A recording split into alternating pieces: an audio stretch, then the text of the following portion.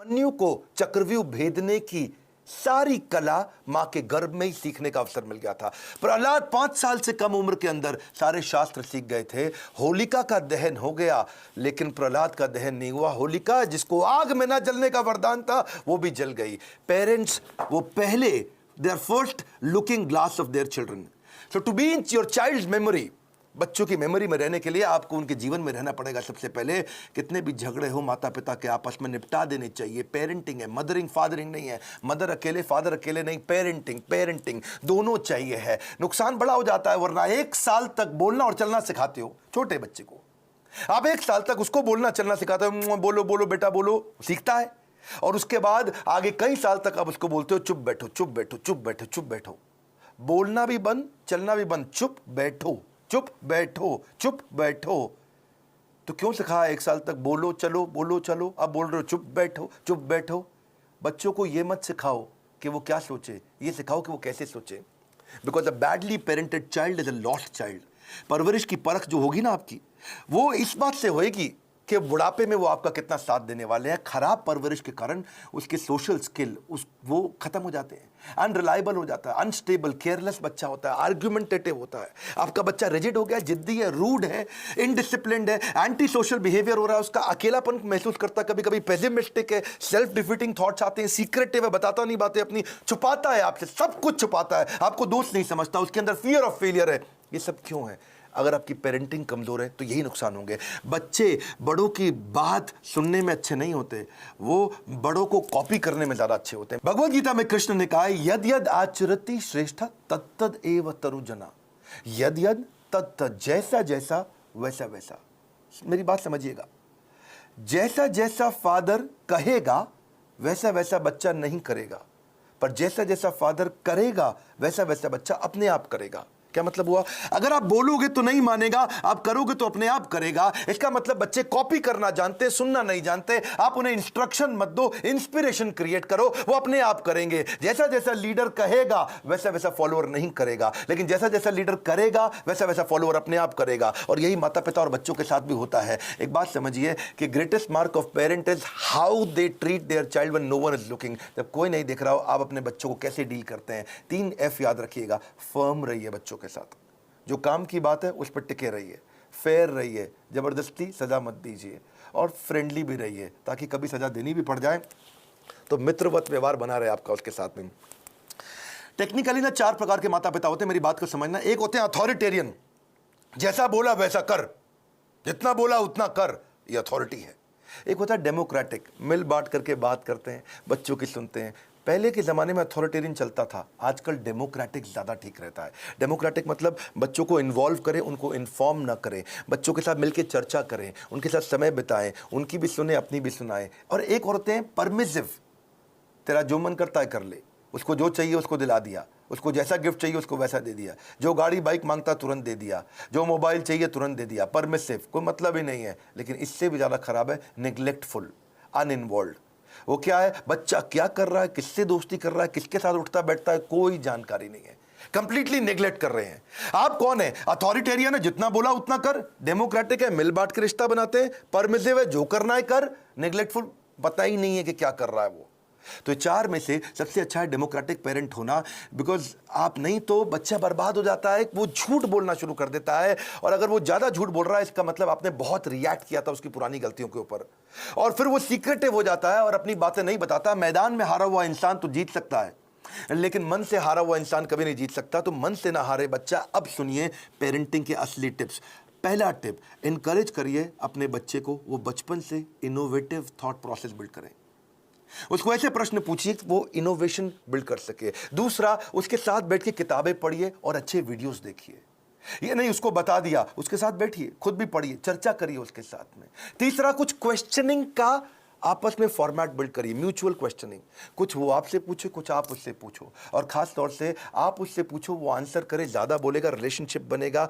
Play with your child, उसके साथ खेलिए, फ्रेंडशिप इज द की। उसकी दोस्ती हो गई तो आपसे कभी मन नहीं चुराएगा। अगला मेरा पॉइंट है बजटिंग। बच्चे को बजटिंग सिखाओ, उससे उसके इमोशनल रिक्वायरमेंट कम होगी, इंटेलेक्चुअल कैपेबिलिटी बढ़ेगी। बजटिंग का मतलब क्या हुआ? आप उसको बता सकते हो कि भाई तुम्हें 500 रुपया हफ्ता दूंगा, उदाहरण है, आप अपनी कैपेसिटी के हिसाब से डिसाइड कर लो। 500 रुपये हफ्ता मतलब 2000 रुपये महीना मिलेगा तुमको। अब तुम्हें कोई गेम खरीदनी है, कोई खिलौना खरीदना है, बहुत इच्छा कर रही है लेकिन तुम्हारे बजट में नहीं आता, तो तुम 1 महीना रुको। अगले महीने जब तुम्हारे पास 2000 की जगह 4000 हो जाएंगे तब खरीद लेना। अगर वो 6000 का है तो 3 महीना रुको, 3 महीने बाद खरीद लेना। पैसा इकट्ठा करो। इससे वो अपनी इमोशनल डिजायर्स को रेगुलेट करना सीख पाएगा। उसको बचपन से आपने थोड़ा थोड़ा फाइनेंस सिखा दिया, वो बचपन में ही कैलकुलेटर लेकर के समझने लग जाएगा, हिसाब लगाने लग जाएगा। उसको लर्निंग, स्पीकिंग, रीडिंग, राइटिंग, इसको बोलते हैं LSRW, इसकी प्रैक्टिस कराओ। अब कभी भी अगर कोई कहानी भी सुनानी हो बच्चों को, तो कहानी किसकी सुनाओ? कुछ हेल्दी फूड के बारे में, खाने की ईटिंग हैबिट्स के बारे में, या कुछ सक्सेस के बारे में कहानी सुनाइए। क्वेश्चन आंसर की टेक्निक बहुत काम आती है। उसको सिनेरियोज देकर के क्वेश्चंस करो कि अगर ऐसा हो तो क्या करना चाहिए, ऐसी परिस्थिति में क्या करना चाहिए, तो वो सोचेगा। जब वो अच्छा सोचेगा, उत्तर देगा आपको, तो अपने आप सफल होगा। उसको पैशन ओरिएंटेड कंटेंट दिखाओ। उसका वीडियो गेम खेलने का मन करता है, उसके अंदर देखो स्किल क्या है, उस स्किल के हिसाब के वीडियोज उसके साथ बैठ के देखो। उस स्किल के हिसाब के उसको स्किल की ट्रेनिंग भी दिलाओ। उसको अगर वो बाहर खेलने नहीं जा रहा है, अंदर केवल कंप्यूटर गेम पे लगा है, या केवल बाहर खेलने जा रहा है और कंप्यूटर पे बिल्कुल नहीं बैठता, इक्वल वेटेज दो। कंप्यूटर गेम्स से भी बच्चे का माइंड शार्प होता है, और बाहर भी खेलने जाए। यानी कि फिजिकल और इंटेलेक्चुअल दोनों कैपेबिलिटीज उसकी बिल्ड करनी जरूरी है। आप उसको अलग अलग सिनेरियो के जब क्वेश्चंस करते हो ना, तो उसमें रिस्क और फेलियर को भी थोड़ा थोड़ा आने दो उसकी लाइफ में। थोड़ा स्मॉल रिस्क, स्मॉल फेलियर आने दो, तभी बाउंस बैक करना सीखेगा। उससे वो प्रॉब्लम सॉल्व करनी सीखेगा, और problem solving is a game changer. मेरा एक इंपॉर्टेंट सजेशन है, अपने बच्चे के साथ में मोटिवेशनल कंटेंट बैठ करके कंज्यूम करें। यानी इससे उसका कैन डू एटीट्यूड बढ़ेगा, मैं भी कर सकता हूं। मोटिवेशनल कंटेंट के लिए जो भी अच्छे वीडियोस हैं, केवल मैं मेरे वीडियोस नहीं बोलता हूं, कई प्रकार की इंस्पिरेशनल स्टोरी बेस्ड वीडियोस आते हैं, कई एनिमेटेड वीडियोस होते हैं। उसके साथ बैठो, देखो, उससे पूछो आपने क्या सीखा, फिर आप बताओ आपने खुद क्या सीखा, फिर वो बताए उसने क्या सीखा। तो इससे उसके अंदर कैन डू एटीट्यूड बिल्ड होगा, और हो सके तो थोड़ा ऑर्गेनाइज करने में उसकी मदद करो। उसके साथ बैठ करके देखो, अपने आप बच्चा ऑर्गेनाइज कभी नहीं होगा। बेड लगाना तो आप मत लगाएं, अगर आप माँ हैं, बच्चे को साथ में लगाएं कि हम दोनों मिलकर आज बेड लगाएंगे, हम दोनों मिलकर आज अलमारी सेट करेंगे, हम दोनों मिलकर आज वॉशरूम साफ करेंगे, हम दोनों मिलकर के आज अपनी स्टेशनरी को ऑर्गेनाइज करेंगे, हम दोनों मिलकर के आज किताबों के कवर चढ़ाएंगे। और उसके बाद धीरे धीरे आप उसको बोले अब तुम करके दिखाओ। पहले आप करो और वो करे साथ में, फिर उसके बाद उसको बोलो अब तुम अकेले करके दिखाओ मुझको। उसकी थॉट प्रोसेस अगर बिल्ड होना शुरू हो जाए तो उसको प्रेज करो, तारीफ करो। उसको कभी कोई स्टोरी सुनानी हो तो ग्रोथ माइंडसेट की स्टोरी सुनाओ। आपको उसकी तारीफ करनी, actions that are appreciated they get repeated. तो जिस एक्शन पे आप उसको अप्रिशिएट करेंगे, उस एक्शन को बार बार लेगा। जिस व्यवहार पे दोगे पुरस्कार, उसी को तो वो दोहराएगा बार बार। और आप क्या करें, जब भी चर्चा करनी हो, गोल ओरिएंटेड चर्चा करो, फ्री फ्लो चर्चा नहीं होनी चाहिए। और क्या मजे हो रहे हैं, बस आप लगे ही हुए, इसके बाद कुछ भी बात किए जा रहे हैं। सोचिए मैं इसको कैसा बनाना चाहता हूं, उस सब्जेक्ट की कहानियों पे चर्चा करो, गोल ओरिएंटेड। हाँ, बच्चे को माइक्रो मैनेज मत करिएगा कभी भी। छोटी मोटी गलतियां करता है, करने दो, हर समय नहीं टोकना। आप पॉजिटिव साइड बिल्ड करिए, नेगेटिव साइड अपने आप चली जाएगी। नेगेटिव साइड को मना करोगे कभी नहीं जाएगी। तो इसलिए पॉजिटिव सोल्यूशन ओरिएंटेड क्वेश्चन पूछो। अगर वो कोई गलती कर भी देता है, बताओ मत तूने ये गलत किया, उससे पूछो इसको और अच्छे से कैसे कर सकते थे बेटा, इससे अच्छा तरीका क्या है। ये क्या है, पॉजिटिव सोल्यूशन ओरिएंटेड क्वेश्चन। बेटा आपको क्या लगता है सबसे इंटेलिजेंट बच्चे इसको कैसे हैंडल करते, बेटा आपको क्या लगता है सबसे अच्छा तरीका इसको करने का क्या हो सकता है। तो वो बेचारा कंपल्शन में आपको सही आंसर देगा। जब वो बार बार सही आंसर देगा, बार बार सही आंसर देगा, तो उसके संस्कारों में बैठना शुरू हो जाएगा, और धीरे धीरे वो वैसे ही प्रैक्टिस में भी आ जाएगा उसके। इसके बाद इसी का तरीका, इसी को बोलते हैं इन्वॉल्विंग पेरेंट बनना, इन्फॉर्मिंग पेरेंट नहीं बनना है आपको। और तभी आप उसके सोशल स्किल और इमोशनल लर्निंग्स बिल्ड कर सकोगे।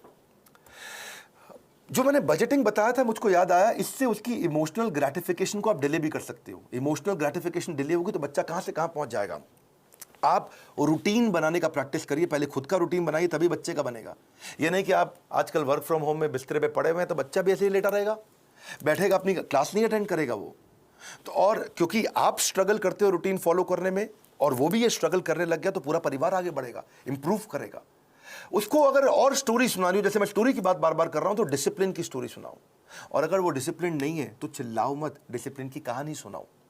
तभी धीरे धीरे इंप्रूव करेगा बच्चा। अगर आपने उसको बोला ना, बेटा सॉरी बोलो, आंटी को सॉरी बोलो, बेटा तुम गलत कर रहे हो सॉरी बोलो, सॉरी बोलो, समझ नहीं आ रहा मैं कह रही हूं सॉरी बोलो, बड़ा बेकार बदतमीज बच्चा, सॉरी बोलो, तो वो क्या करेगा, उसको लगेगा सॉरी बोल दूंगा बच जाऊंगा, अच्छा सॉरी, उसको लगा ले मम्मी चुप हो गई, ठीक है आगे से मत करना।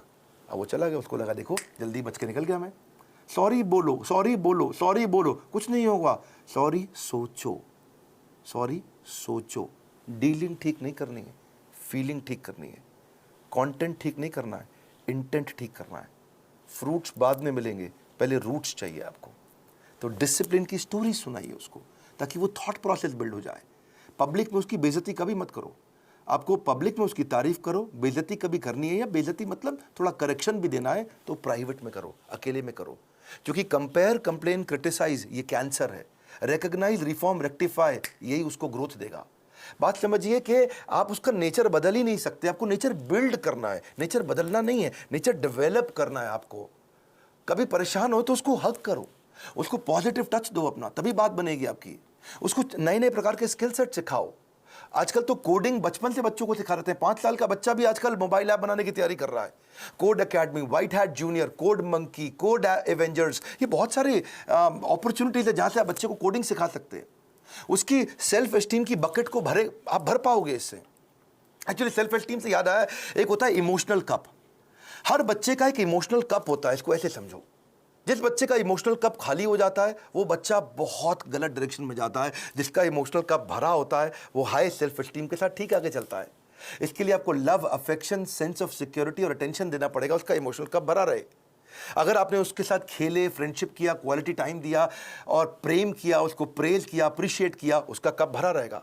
लेकिन अगर आप उसको पब्लिक में बेइज्जती किया, क्रिटिसाइज किया, एब्यूज किया, निगलेक्ट किया, उसका ह्यूमिलिएशन किया, उसको पनिशमेंट दिया बिना किसी रीजन के, वो अकेलापन महसूस करता है, फेलियर महसूस करता है, रिजेक्टेड महसूस करता है, उसका इमोशनल कप खाली हो जाएगा बिल्कुल।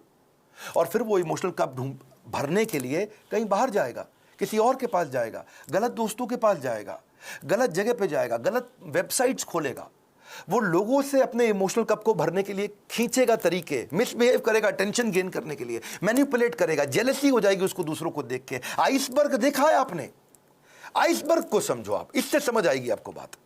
आइसबर्ग होता है वो बर्फ की चट्टान जो समुद्र के अंदर होती है, लेकिन 10% दिखती है, 90% पानी के नीचे होती है। आइसबर्ग में पानी के नीचे बहुत बर्फ है, वो दिखती नहीं है, दिखती 10% है खाली ऊपर ऊपर। बच्चों की जिंदगी भी ऐसी आइसबर्ग के जैसी है। अगर उनका एंगर, उनका स्क्रीमिंग, वो चिल्ला रहा है, वो कोई बात छुपा रहा है, वो वायलेंट हो गया है, अग्रेसिव हो गया है, वो रो रहा है, ये खाली 10% ऊपर दिख रहा है, इसके नीचे 90% बहुत कुछ था। उसकी एंग्जाइटी, फ्रस्ट्रेशन, उसका डिस्ट्रेस, उसका ट्रस्ट ना कर पाना, उसका फेलियर, उसका ग्रीफ, उसका अनश्योर होना, उसका स्ट्रेस में होना, अटैक्ड महसूस करना, उसका हर्ट महसूस करना, उसका वरिड, अलोन, लोनलीनेस फील करना, ये सब समुद्र के नीचे था। और समुद्र के ऊपर क्या है? थोड़ी सी बर्फ दिख रही है। आप उस बर्फ को लेकर ट्रीटमेंट कर रहे हो, जो नीचे दिखती हुई बर्फ को लेकर कर रहे हो, जो नीचे छुपी हुई बर्फ है, उसको ठीक करना है। इसलिए करेक्शन नहीं, इंस्पिरेशन। बच्चे पता है, अगर आपको उनको सफल बनाना है, उनकी सफलता का स्कोर बोर्ड बना दो, गेमिफाई कर दो। इसको क्या बोलते हैं? Gamification of value inculcation. अगर आप उनमें संस्कार डालना चाहते हो तो गेमिफाई कर दो उसको। इसको गेम देखो, बिकॉज अगर स्कोर बोर्ड बना दोगे ना तो वो जीतना चाहेंगे। देखा आपने, क्रिकेट का स्कोर बोर्ड होता है, बास्केटबॉल का स्कोर बोर्ड होता है। जैसे स्कोर बोर्ड चालू होता है बच्चे जल्दी खेलते हैं, एनर्जी से खेलते हैं। जब टेस्ट प्रैक्टिस मैच होता, क्रिकेट में भी पहली बॉल प्रैक्टिस बॉल फेंकते, सुना आपने? कौन खेलता है उसने? बल्ला घुमाता नहीं बच्चा, ठीक, क्या फर्क पड़ता है, आउट भी हो जाए तो भी कोई फर्क नहीं पड़ता। लेकिन जैसे ही स्कोर बोर्ड शुरू होता है बच्चे जान लगा के खेलते हैं, अबे जीतना है अपने को, एनर्जी आ जाती है उनकी। वैसे ही आप भी कुछ इसको वैल्यू, संस्कारों को बिल्ड करने के लिए गेम क्यों नहीं बना देते? कोई टोकन लेके आओ बाजार से, उस पर 1 रुपया, 2 रुपया, 5 रुपया, 10 रुपया लिखो टोकन पे, और उनके साथ डिस्कस करो, अगर ये बिहेवियर करोगे तो तुम्हारे इस बॉक्स के अंदर मैं 2 रुपए का टोकन डालूंगी, 5 रुपए का डालूंगी, 10 रुपए का डालूंगी, या डालूंगा अगर आप पिता हैं तो। और अगर तुमने ये गलत बिहेवियर किया तो ये टोकन बाहर निकल जाएगा, तुम्हारा रोज का स्कोर बोर्ड बनेगा शाम को। अगर वो सुबह टाइम से उठा तो 2 रुपया मिला, अगर उसने ब्रश टाइम से किया तो 2 रुपया मिला। रुपया मतलब पॉइंट आपने बोला, मैं पॉइंट कह रहा हूं, उसको रुपया दें या पॉइंट दें, लेकिन बाद में उसको रिडीम करने का तरीका बना दो, है जी। अगर टाइम से होमवर्क किया तो 5 नंबर मिल गए या रुपया मिल गया, अगर आप वो समय से सोने चला गया तो 2 रुपया मिल गया, अगर वो समय से खाना खाएगा तो 7 रुपया मिल गया, अगर टेंट्रम करेगा तो काट लो, सामान फेंक रहा है इधर उधर तो काट लो, उसमें से निकाल लो, चिल्ला रहा है गाली दे रहा है तो 7 रुपया निकाल लो, अगर मिसबिहेव कर रहा है माता पिता के साथ तो 10 रुपया निकाल लो, ओबे नहीं कर रहा आपकी बात 7 रुपया निकाल लो, किसी को गाली देता है, थूक देता है किसी के ऊपर तो 10 रुपया निकाल लो। तो आपने तरीका निकाला, इससे क्या होगा, शुरू शुरू में तो पॉइंट के चक्कर में वो अच्छे बिहेवियर्स को प्रैक्टिस कर जाएगा, पर आने वाले समय के अंदर वो उसकी आदत बन चुकी होगी, वो उसके बिहेवियर में, उसकी प्रैक्टिस में आ चुका होगा, और फिर उसकी लाइफ, इसको बोलते हैं गेमिफिकेशन।